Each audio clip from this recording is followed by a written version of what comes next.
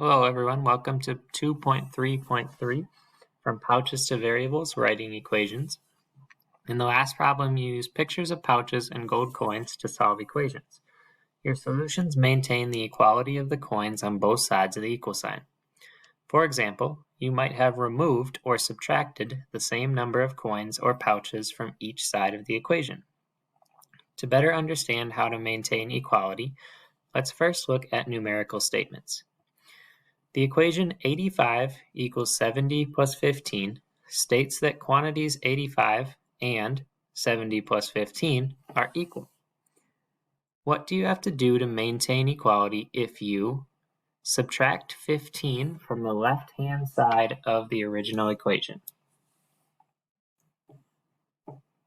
Our original equation was 85 equals 70 plus 15. To maintain equality, subtracting 15 from the left-hand side, I have to subtract 15 from the right-hand side. That will maintain my equality. 85 minus 15 is 70. 15 minus 15 is 0, so I get 70 equals 70. Next one, add 10 to the right-hand side of the original equation. What do you have to do to maintain equality if you add 10 to the right-hand side of the original equation?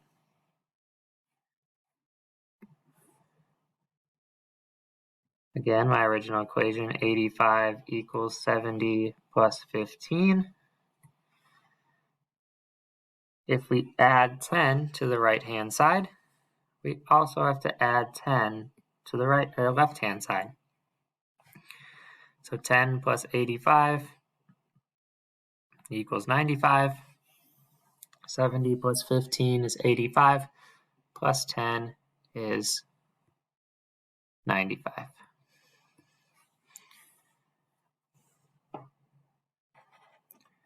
What if we divide the left-hand side of the original equation by 5?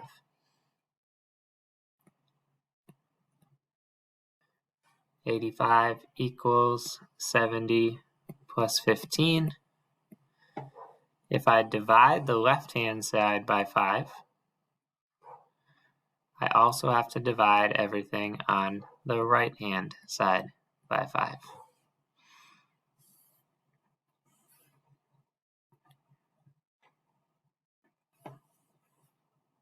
And the last one, if we multiply the right-hand side of the original equation by 4.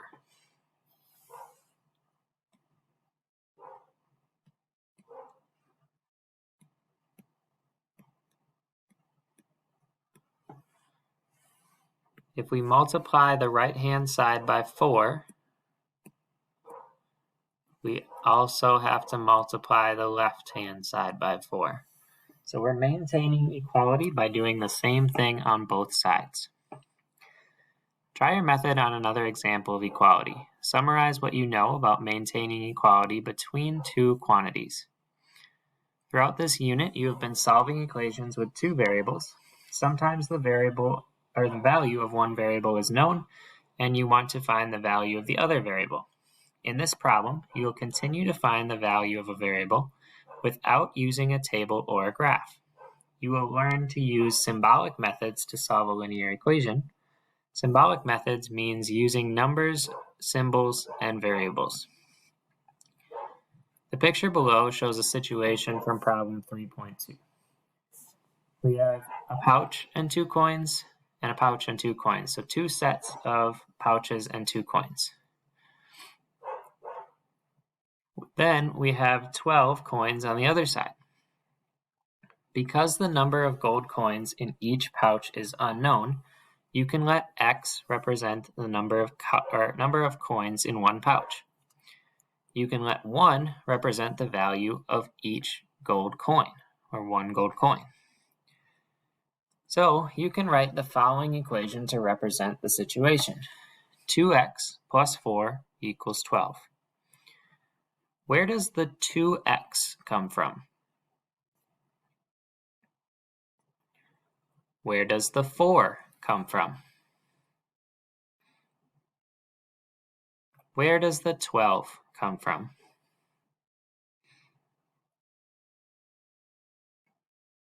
Or you can use Nicole's method for problem 3.2 to solve, or from problem 3.2 to write this equation.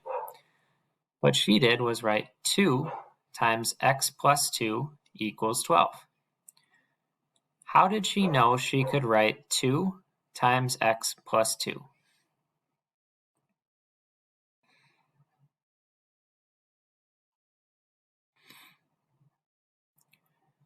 The expressions 2x plus 4 and 2 times x plus 2 are equivalent expressions. 2 or more expressions are equivalent if they have the same value, regardless of what number is substituted for the variable. These two expressions are an example of the distributive property for numbers. So basically, 2 times x plus 2 is the same thing as 2x plus 4. In this problem, you will revisit situations with pouches and coins, but you'll use symbolic equations to represent your solution process.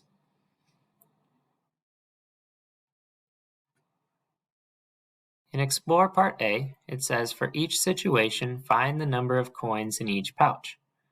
Record your answers in a table like the one shown. So here we have the picture. We have 4 pouches and 2 coins, and that equals 1, 2, 3, 4, 5, 6. 6 times 3 is 18. Record your steps for finding the coins in each pouch. Okay, well first I want to write an equation. Knowing what I know now from the top, I have 4 pouches and 2 coins on the left-hand side of the equation. How can I represent 4 pouches? I can represent 4 pouches with 4x because I have 4 pouches, but I don't know what's in the inside of each pouch. So I have 4x plus 2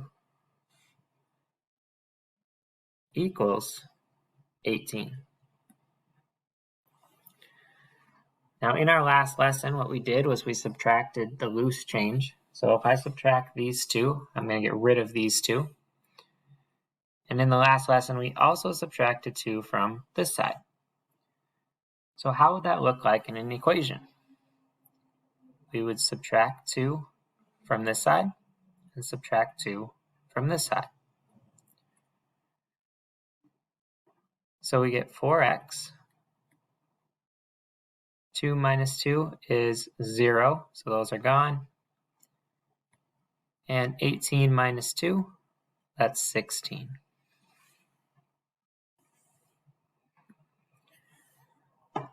Now what we can do is, since we know we have 4 pouches, we can put our coins into groups of 4. So I'm going to put equal groups of 4 coins.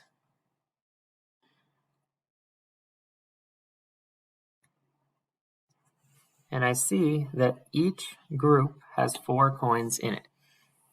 And I have 4 total groups.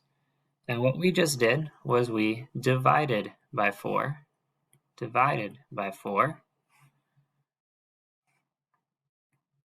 and we get, there are 4 total groups, so 16 divided by 4 is 4, x equals 4.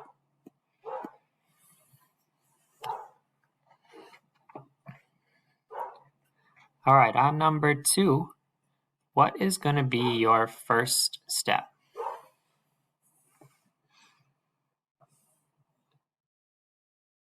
First, we're going to write the equation. So 3x plus 6 equals 12.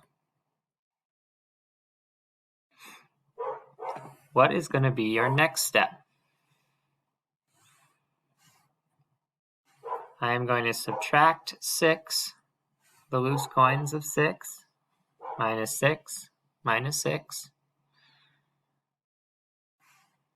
and then minus 6 on this side. So I get 3x equals 12 minus 6 is 6. What is going to be your third step? I have 3 pouches, so I'm going to put my remaining coins in groups of 3,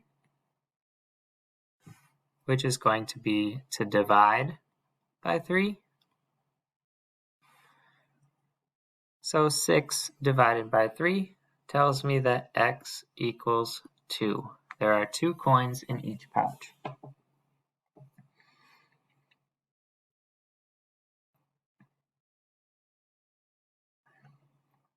All right, now I want you guys to do the rest here. 3, 4, 3 and 4.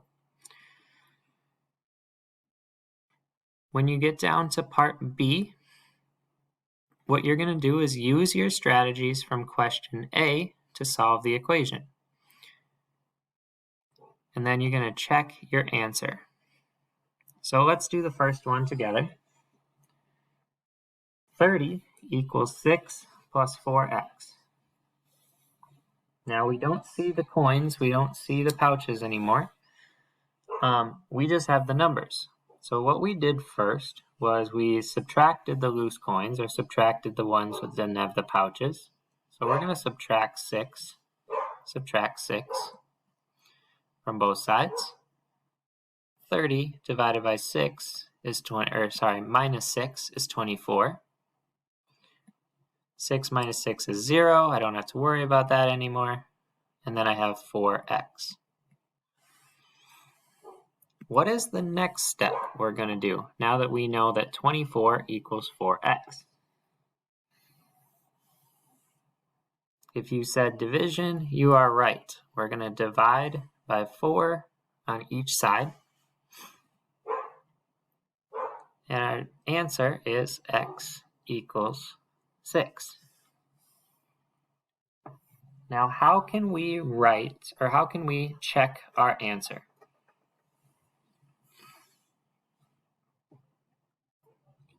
All right, thanks for listening. Complete the rest of this assignment and turn it in as a part of your assignment.